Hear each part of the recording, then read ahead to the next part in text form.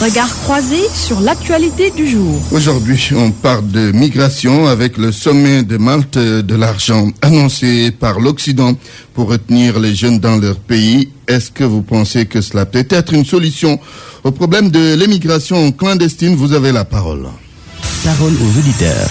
L'actualité, qu'en pensez-vous? Nous avons Maître Alusso. Bonjour, Maître. Oui, président du Conseil national de la jeunesse du Sénégal. Maître Alusso, qu'est-ce que vous pensez de cette décision de l'Occident de mettre des milliards dans la lutte contre l'émigration clandestine, bien entendu? Oui, c'est une décision, je pense, qui permet de voir la réalité en face. L'Europe s'est rendue compte que finalement, pour s'attaquer à la migration, il faut s'attaquer aux causes, notamment le phénomène du chômage des jeunes, de la pauvreté et de l'instabilité politique qu'on note dans certains pays. Oui. Et je pense que c'est une décision salutaire, le fait d'injecter une manne financière aussi importante dans le cadre de la lutte contre le chômage des jeunes, pour fixer les jeunes dans les pays d'origine. Oui, de l'argent, oui, mais avant cela, est-ce qu'il ne faudrait pas d'abord réfléchir sur de bonnes politiques de jeunesse, de bonnes politiques d'emploi? Bon, je pense que le débat est réglé sur la question de la pertinence des politiques de jeunesse. Aujourd'hui, tous les pays africains, en tout cas une bonne partie des pays africains, disposent de bonnes politiques de jeunesse. Si on parle du cas du Sénégal, on a une bonne politique de jeunesse orientée vers la formation, vers la qualification, mais aussi vers la promotion de l'entrepreneuriat jeune. Oui. Aujourd'hui, le débat, c'est sur le financement de tout ça, le financement de l'éducation, le financement de la formation, le financement de l'entrepreneuriat. Et quand on a un soutien de taille venant de l'Union européenne ou des pays membres de l'Union européenne, je pense que cela peut aider les États africains à booster davantage la question de l'emploi des jeunes et à fixer les jeunes au niveau de leur pays d'origine. Je donne l'exemple aujourd'hui, une bonne partie des jeunes qui vont vers l'Europe, ils viennent des régions telles que Kolda, Tamba, Kédougou, et avec le programme des domaines agricoles communautaires, les DAC, on parvient à fixer un certain nombre de jeunes, avec aussi le phénomène lié à, en tout cas sur l'agro-business. Il y a de plus en plus de perspectives qui s'offrent aux jeunes et qui permettent d'avoir bon espoir. Très bien, merci. Maître Alusso, je rappelle que vous êtes le président du Conseil national de la jeunesse du Sénégal. En ligne, Boubacar Ba. Bonjour Boubacar. Bonjour Antoine. Vous êtes ancien directeur général de l'OFEJBAN, Office pour l'emploi des jeunes de la banlieue. Qu'est-ce que vous pensez déjà de ce que l'Occident a décidé comme financement contre l'immigration clandestine avant de parler du cas du Sénégal? Qu'est-ce que vous pensez de cette décision annoncée?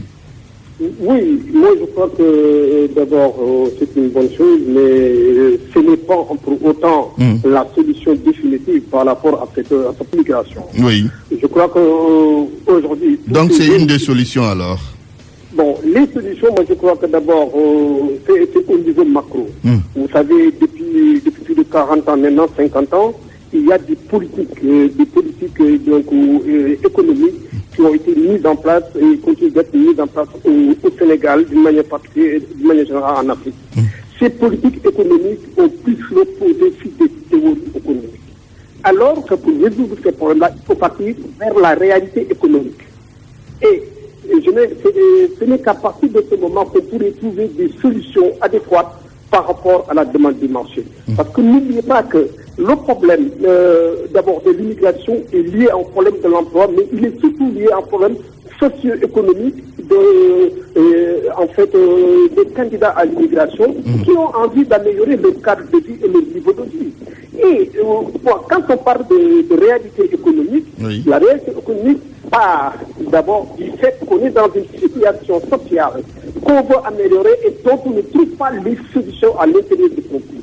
C'est pourquoi il faut aller très rapidement dans cette optique d'adéquation entre l'offre socio-économique et la demande économique par rapport à ces pays-là. Et il faut cela maintenant clairement identifier et que cette adéquation mise en place, nous pourrions développer des politiques économiques, socio-économiques de fixation de ces candidats à l'immigration, d'abord dans leur propre terroir local, avant de parler du niveau national. Avec un certain nombre de projets. Oui, il y a eu beaucoup d'argent sous le régime d'Abdoulaye Wade, annoncé pour beaucoup de projets, mais l'immigration clandestine est encore là, même si vous allez nous dire que c'est à une échelle beaucoup plus réduite aujourd'hui. Mais qu'est-ce qui a fait que ces projets n'ont pas donné les résultats escomptés?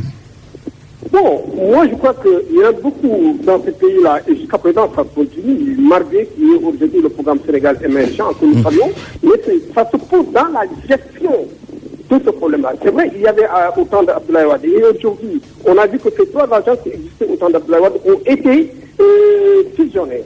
Mais est-ce qu'il y a véritablement les moyens de leur politique? Parce que d'abord, comme je l'ai dit tout à l'heure, il faut d'abord identifier les demandeurs d'emploi. On nous dit que chaque année, il y a plus de 100 000 demandeurs d'emploi qui arrivent sur le marché. Et que chaque année, il n'y a pas plus de 20 000 ou 30 000 emplois qui sont créés. Ce qui veut dire que chaque année, il y a un gap au moins de 70 000 à 80 000 emplois qui s'ajoutent sur le stock existant. Ça veut dire quoi? Ça veut dire qu'il n'y a pas d'adéquation par rapport au pays. Mais contrairement à cela, nous constatons dans d'autres secteurs, d'autres ministères, chacun qui se lève et qui dit que je crée des emplois, je finance aussi, je fais ça.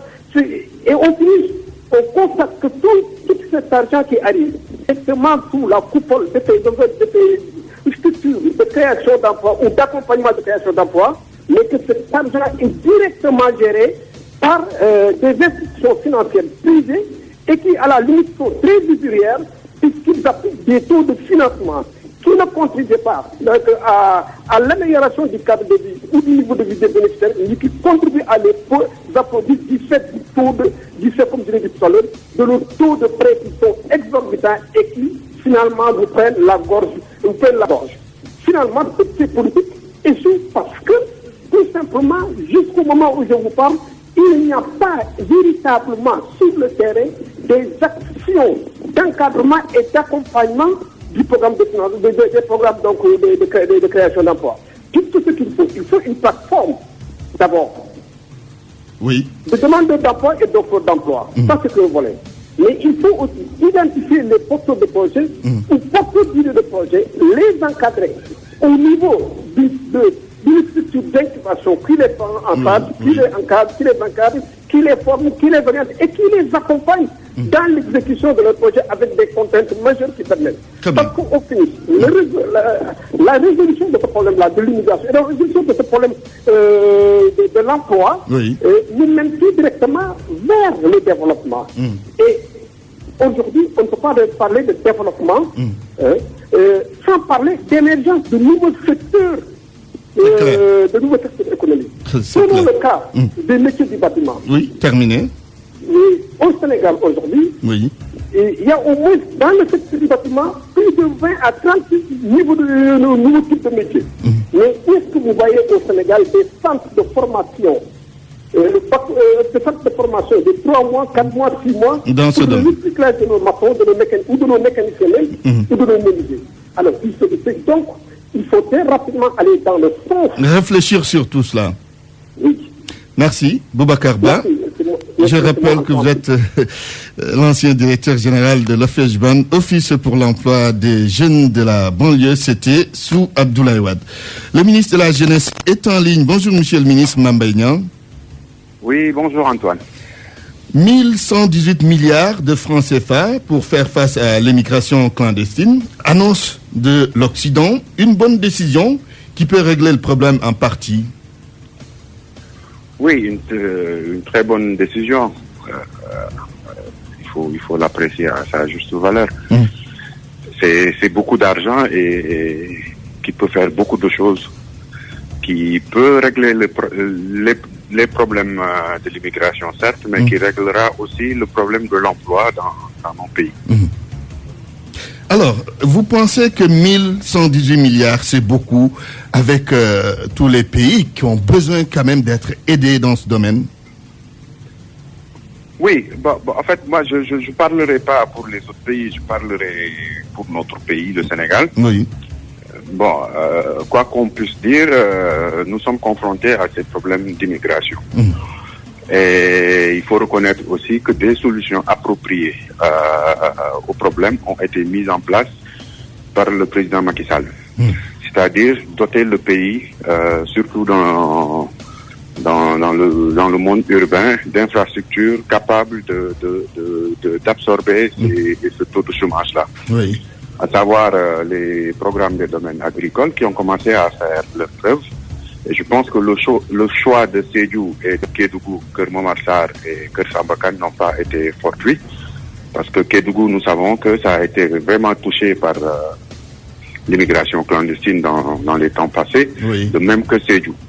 Aujourd'hui, ces programmes-là qui sont en train de faire des résultats, on le constate de visu, ont commencé à endiguer ces problèmes-là.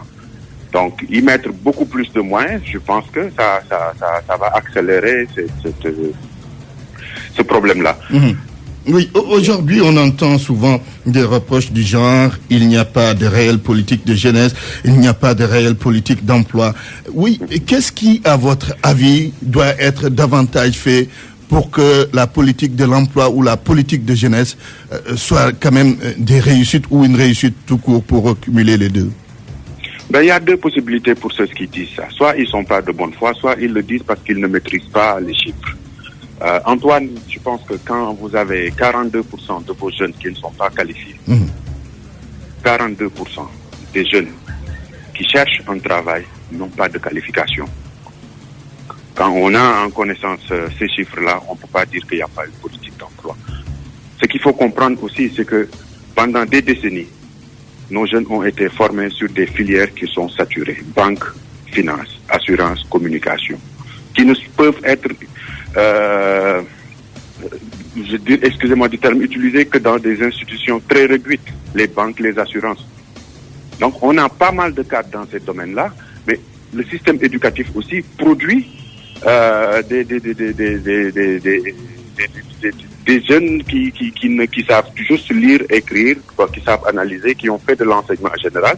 Vous verrez des milliers de jeunes qui ont une maîtrise, une licence en droit, en lettres, en anglais, en mathématiques. Ils ne peuvent même pas enseigner parce qu'ils ont besoin de formation. Quand on hérite de cette situation-là, on ne peut pas dire aujourd'hui, avec l'état actuel, de ce qui est en train d'être fait par le président de la République, dire qu'il n'y a pas une politique d'emploi. Antoine, il faut comprendre que le problème ne va se régler qu'en 3 phases. Dans l'immédiat, ceux qui n'ont pas de qualification sont orientés vers l'entrepreneuriat, vers l'agriculture. Ces filières-là ne nécessitent pas une formation pointue et peuvent être quand même, ils doivent avoir des notions dans ce domaine. Oui. Donc, vous savez que pour faire 4 saisons de maïs, on n'a pas besoin de beaucoup de qualification ou d'être instruit à un niveau. Ces 42%-là sont en train d'être orientés dans ce sens-là. Ceux qui sont diplômés, mais pas qualifiés, on est en train de les encourager vers l'entrepreneuriat. Aujourd'hui, il y a 4 milliards du PAPEJ qui sont disponibles. Il n'y a pas un jeune Sénégalais qui est porteur d'un projet bancable qui n'a pas de financement. Il faut que les gens arrêtent de dire que les jeunes ont des idées de projet. Nous avons compris qu'ils ont des problèmes dans la rédaction de ces projets.